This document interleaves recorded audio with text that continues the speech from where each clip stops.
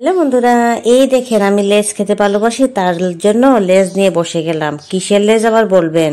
মাছের লেজ গো, মাছের লেজ খেতে ভালোবাসি, তার জন্য মাছের লেজ নিয়ে বসলাম। দেখেছেন?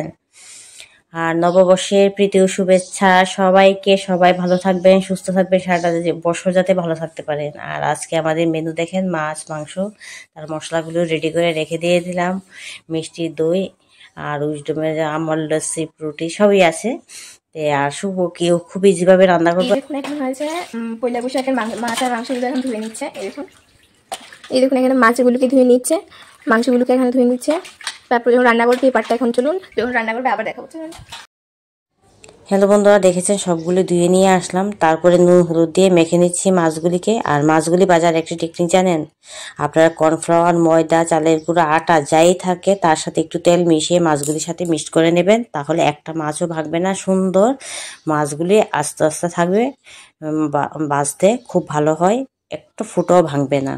আপনারা এটা একবার ট্রাই করে দেখবেন। এক চুলাতে আমি মাছ ভাজা বসিয়েছি, আর একটা চুলাতে আমি মাংসটাও বসিয়ে দেবো। একসাথে দুটোটা করে নেব। দুই চুলা একসাথে রান্না করে তাড়াহুড়া করে তাড়াতাড়ি হয়ে যাবে। আর আমরা বিকেলে একটু ঘুরতে যাব, কারণ এখন 12টা বেজে গেছে। রান্না করব, খাবো, অনেকটা সময় লাগবে। আর মাংসের জন্য আমি কড়াইয়ের মধ্যে তেল গরমের মধ্যে দিয়ে দিলাম কুচি করা পেঁয়াজ, আর এখানে গ্র্যান্ড করা মাংসের মশলাটাও ঢেলে দিলাম, দিয়ে কষিয়ে নেব। দেখেন মাংসের মশলা সবটাই আমি দিয়েছি, আর স্বাদ মতো নুন দিয়ে সবটা এখন সুন্দর করে কষিয়ে নেব। আর লো ফ্লেমে কষালে মশলাটা আরও সুন্দর ভাবে কষানো হয়, আর ভালো সুন্দর একটা ফ্লেভারও আসে। আর চুলার আঁচটা তো যদি বেশি থাকে নিচে দেয়, লেগে যায় কিন্তু মশলাটাতে। মাছগুলো এদিকে হয়ে গেছে, আমি উল্টিয়ে পাল্টিয়ে দিচ্ছি। বন্ধুরা, আপনারা আজকে কে কোথায় যাবেন ঘুরতে একটু কমেন্ট করে বলবেন। আর আজকে আপনাদের মেনু কি কি ছিল? আমার তো খুব ইজি আর নর্মাল মেনু ছিল, বেশি কিছু করিনি।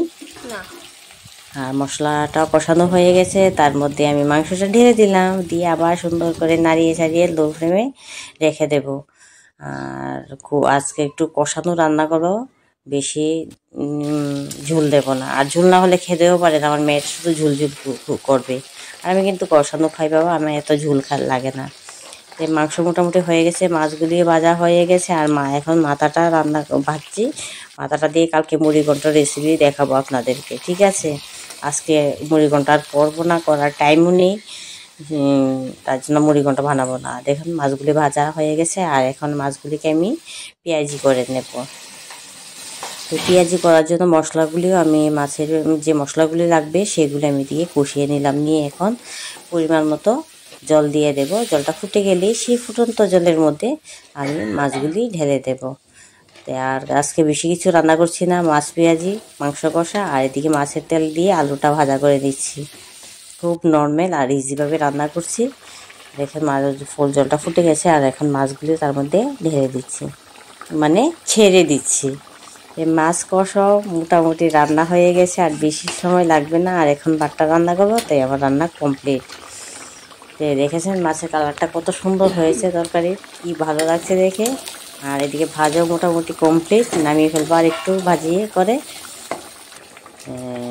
তারপর রেসিপিগুলি কেমন লাগলো কিন্তু কমেন্ট করে জানাতে বলবেন না। অবশ্যই কিন্তু বন্ধুরা আপনারা সবাই কমেন্ট করবেন, কমেন্ট করতে কিন্তু ভুলবেন না। আর যদি ভালো লাগে একটু শেয়ার করে দেবেন প্লিজ, একটা হাতের ছাপ, আর কিছু না। আর কিছু আপনারা দেখতেছেন কি কি রান্না হয়েছে, চলুন আমার সাথে। দেখুন, এই দেখুন কত ইয়াম্মি ইয়াম্মি খাবার রান্না হয়েছে। এখানে হয়েছে চিকেন, এখানে আছে ফিশ, এটা হচ্ছে আলু ভাজা, তারপর এখানে আছে ফিশ মানে ভাজা ফিশ। তো বন্ধুরা সবই দেখলেন রেডি হয়ে গেছে, আর এখানে সবাই বসে গেল খাওয়ার জন্য। এই দেখেন এটা উইজডমের থালি, উইজডমের বাবার থালি। আর আমার বাবা এত কিছু লাগে না, আমার মাছ হলেই চলে, আর মাছের লেজ হলে তার কি লাগে। আজকে ভিডিওটা এখানেই শেষ, টাটা।